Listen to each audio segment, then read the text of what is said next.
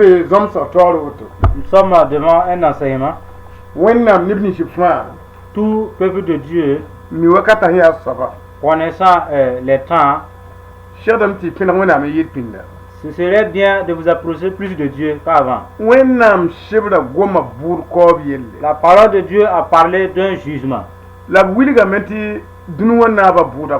Et il a dit que le prince de ce monde est jugé. Lui et ses démons. Il est ça, l'homme serait le dernier à être jugé avant que le monde ne soit fini. Après le jugement de l'être humain, ce serait là que la nouvelle terre va commencer. Ainsi, l'ancienne va disparaître. Maintenant, le jugement en ce qui concerne le salut de l'homme, en ce qui concerne Dieu, il a donné une grâce à l'homme et que tout en étant en vie, qu'il puisse le rechercher avant même d'y arriver devant le jugement. Parce que tout le monde est attendu au jour du jugement pour les demander le compte. Ce sont s'agit de leur œuvre, de ce que leurs bouches ont proféré, qui sont attendus. Ainsi, l'homme doit savoir ce qui lui devrait être interrogé au jour du jugement, afin qu'il, avec ça, qu'il les amène devant les serviteurs de Jésus par la repentance. En ce moment, il est comme quelqu'un qui a remis la lettre de jugement. Il ne serait plus jugé. Maintenant, si cette personne ne le connaît pas et s'il meurt avec un péché, rien ne peut l'empêcher de ne pas se tenir devant le jugement. Maintenant, s'il le connaît, s'il se confesse avant de mourir, il n'y a plus de jugement sur son esprit. Ainsi, nous allons parler du jugement.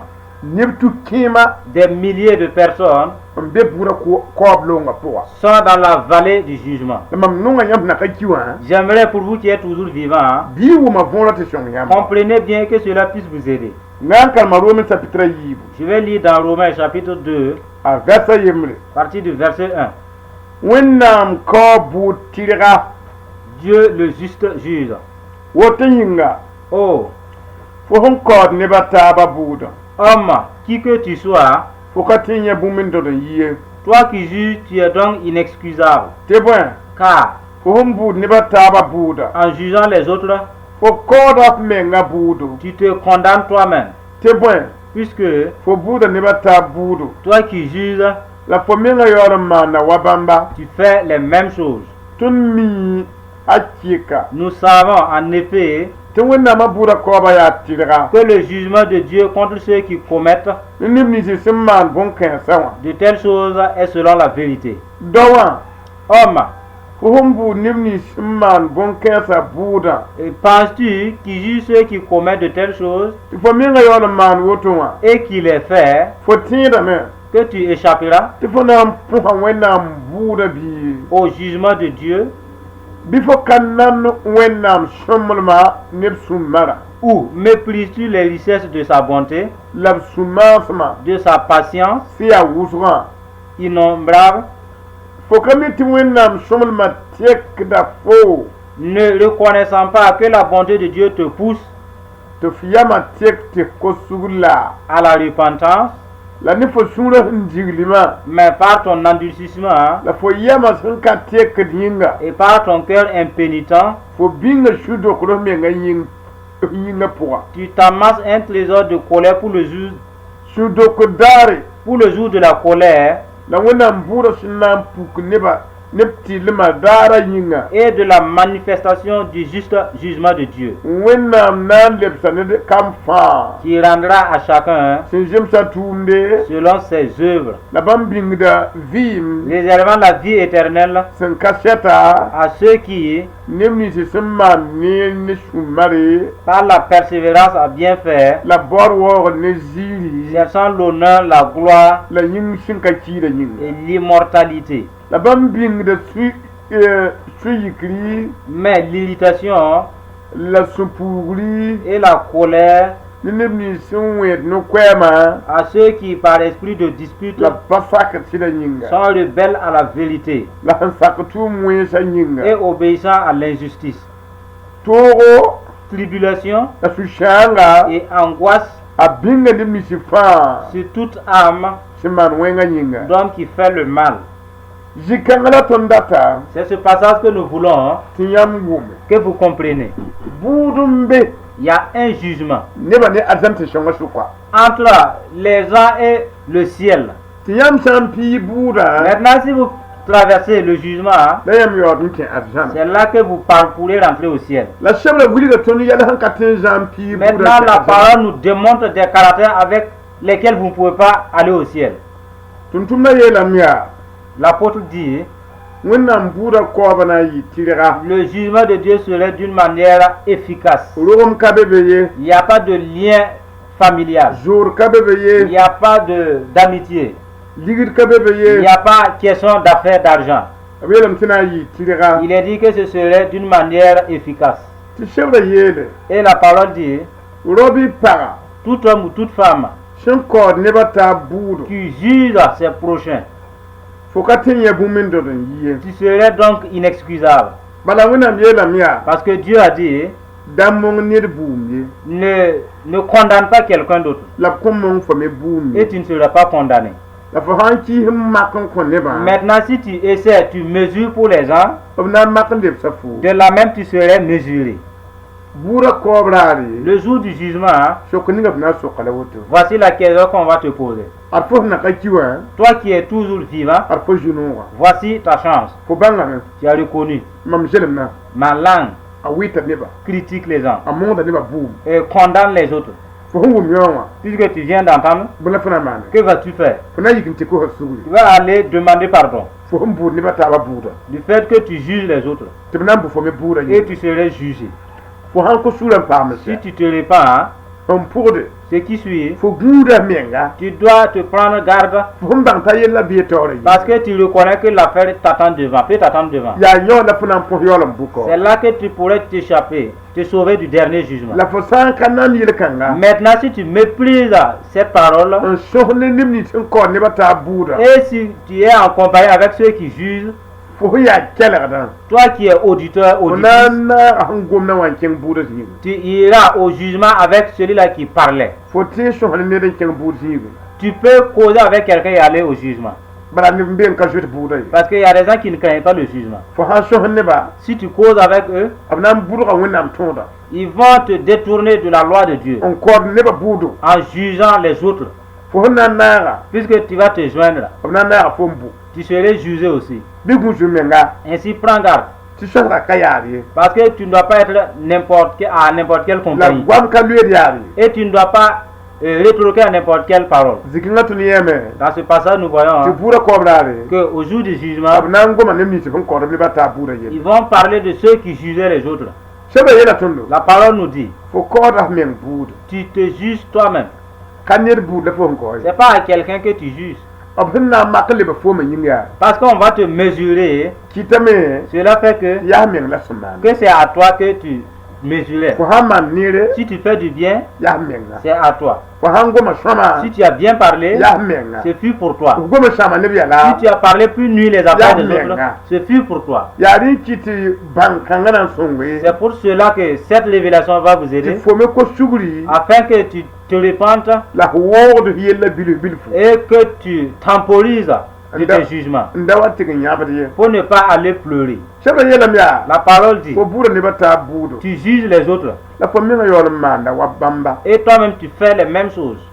Toi qui dis que l'autre commet l'adultère et toi-même tu es un adultère, tu dis que l'autre la vole et toi-même tu es un infidèle et un affairement. Tu dis que l'autre la dispute et toi aussi tu t'irrites. Et la parole dit, c'est à toi-même que tu juges. Vous êtes tous pareils. Manière dont tu condamnes les autres, toi-même tu es condamné. Tu dois être vigilant. Et l'auteur de cette épître nous dit, nous savons réellement que le jugement de Dieu est équitable pour tous ceux qui font cela. Et une question fut posée. Ils ont posé la question aux hommes. Toi qui juges les autres qui font cela, et pourtant tu commets les mêmes choses, crois-tu que tu pourras t'échapper du jugement de Dieu? Tu vois les culpabilités des autres. Tu parles jusqu'au coucher du soleil. Mais tu serais jugé. Primo ce fut les hommes. Il a dit, ou bien tu méprises les richesses de sa bonté et de sa patience et de sa longanimité qui est grande. Ne reconnaissant pas que la bonté de Dieu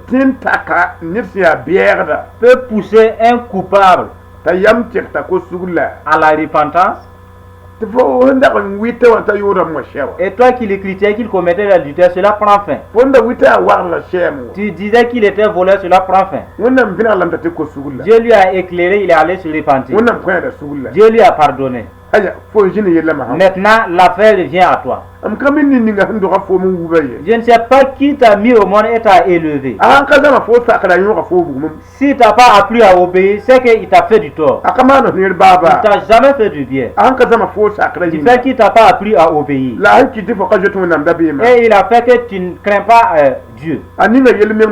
Il t'a mis dans les pétrins. Ce ne serait pas une naissance bénie. Tu dois craindre Dieu. Et tu dois te repentir.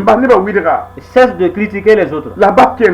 Cesse d'endurcir les autres pour te sauver du dernier jugement. La parole nous dit, toi-même ton cœur s'est endurci. Tu peux cesser de critiquer, mais impossible. Alors à ton insu seulement tu commences à critiquer.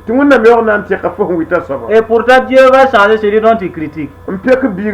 Dieu va lui sanctifier, lui laver. Il va lui récupérer. Et l'odeur de l'adultère disparaîtra. Et l'odeur d'infidélité disparaîtra. L'odeur de la haine va disparaître.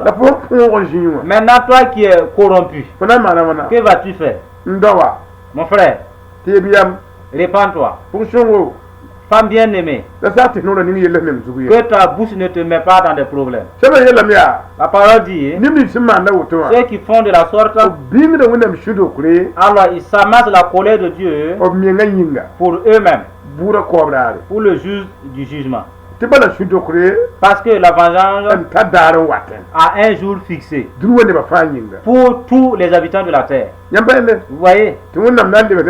Et Dieu rétribuera chacun selon son œuvre. Et il a réservé la vie à ceux qui ne vont pas prendre part. Et pour ceux aussi ayant commis ces péchés sont allés se repentir. Alors une vie éternelle les a réservés.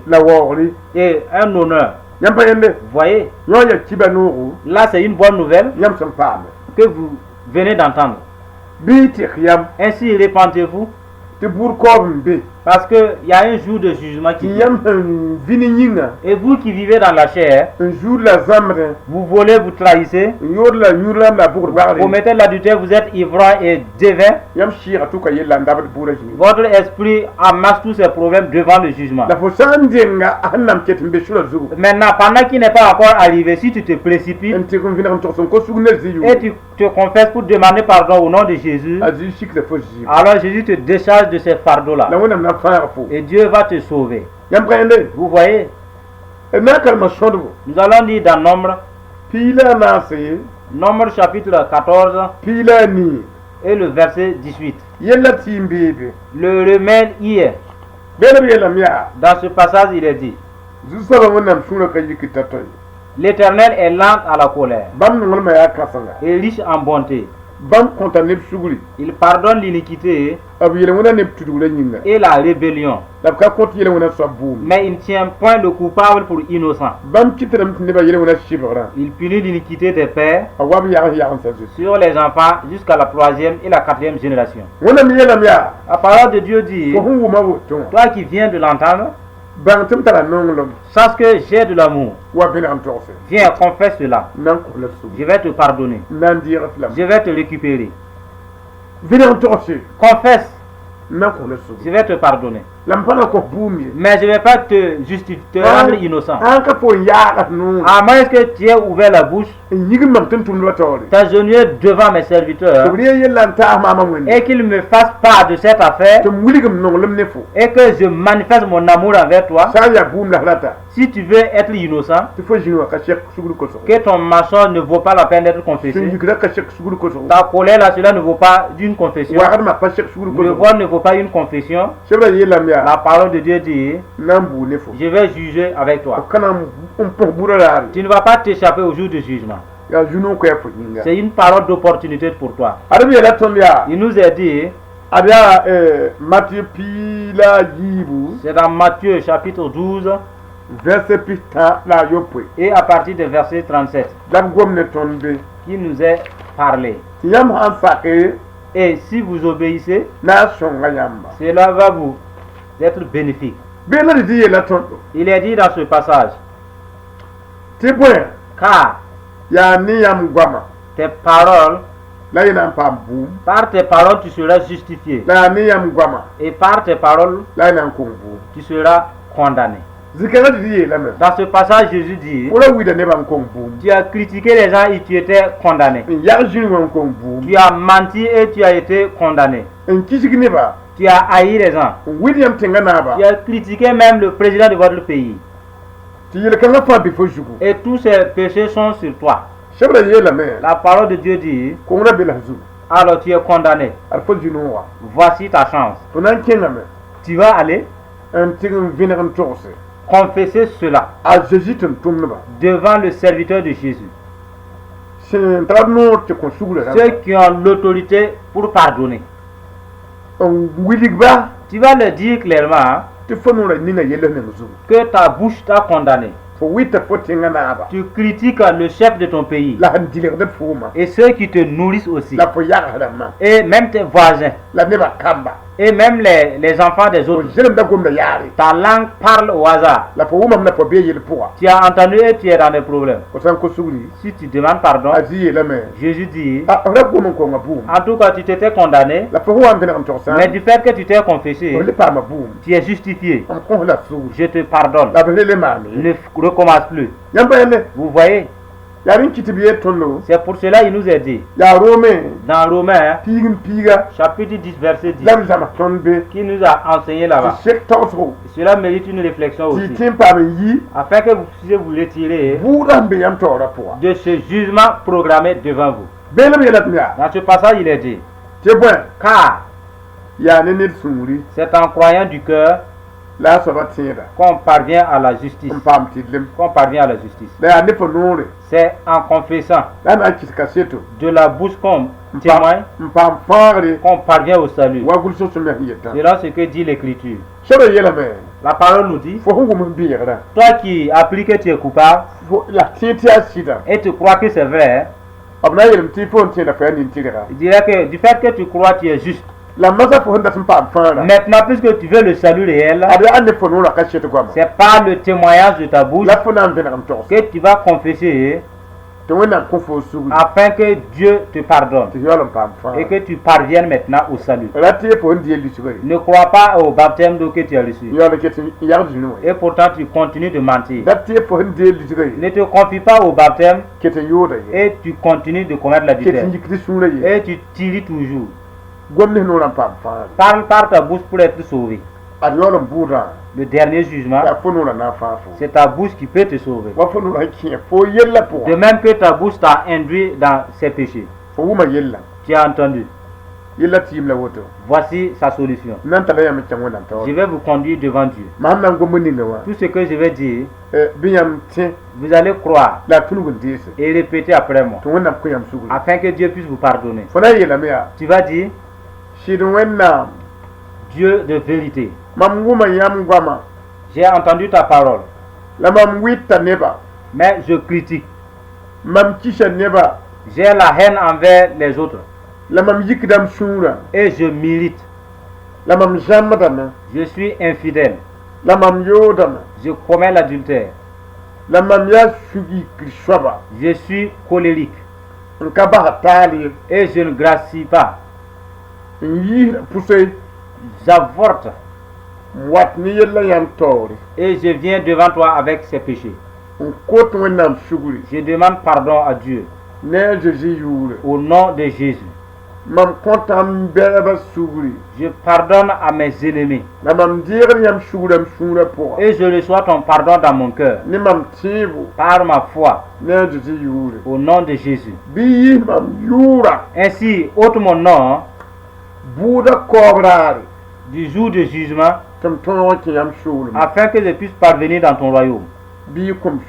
Pardonne-moi car je l'ai confessé devant toi, mon péché. Pardonne-moi au nom de Jésus. Tu vas te taire maintenant que je prie pour toi. Si tu peux t'imposer sur ta tête par la foi qui prouve que tu approuves cette prière et tu crois en la prière. Je vais prier pour toi. Dieu de vérité, cette personne a confessé ses péchés. Il a eu confiance entière en ta parole. Que tu pardonnes, mais tu ne tiens pas le coupable pour innocent. Je te prie de le pardonner. J'invoque le sang de Jésus sur eux. Pardonne leur langue. Pardonne leurs oreilles. Pardonne leurs pensées. Pardonne leurs actes. Pardonne leurs mensonges. Pardonne leur adultère. Pardonne leur vol. Pardonne leur irritation. Pardonne leur orgueil. Pardonne leur sans reproche. Pardonne leur rébellion. Au nom de Jésus. Bénis-les. J'invoque le sang de Jésus sur eux, dans leur esprit, dans leur corps, qui deviennent propriété de Dieu. Ainsi reçoit leur requête et ferme les portes des démons. Au nom de Jésus. Amen.